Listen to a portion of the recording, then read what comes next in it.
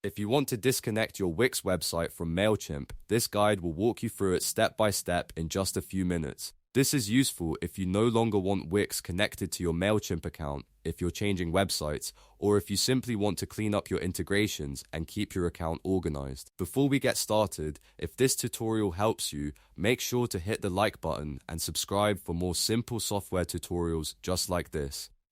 Alright, let's jump in. First, open your browser and go to Mailchimp. Once you're inside your Mailchimp account, look at the main navigation and click on Integrations. This is where Mailchimp stores the connected apps and website connections linked to your account. After that, you'll need to open the Connected Sites or Integration Management area. From there, click on Manage. This will take you to the list of connections that Mailchimp currently has access to, including your Wix website if it's connected. Now look for Wix in the Connections list. When you find it, click on the drop-down next to View Dashboard. This drop-down gives you the available actions for that connection, including the option to remove it.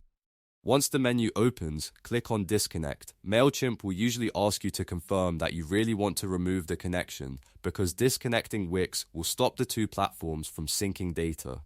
When the confirmation box appears, click Disconnect again to finalize the action. This is the last step, and once you confirm it, your Wix website will be disconnected from Mailchimp. After that, it's a good idea to double check that the connection is no longer active. If you don't see Wix listed anymore, then the disconnect was successful. If you ever need to reconnect in the future, you can always set it up again from scratch. And that's it, you've now successfully disconnected your Wix website from Mailchimp.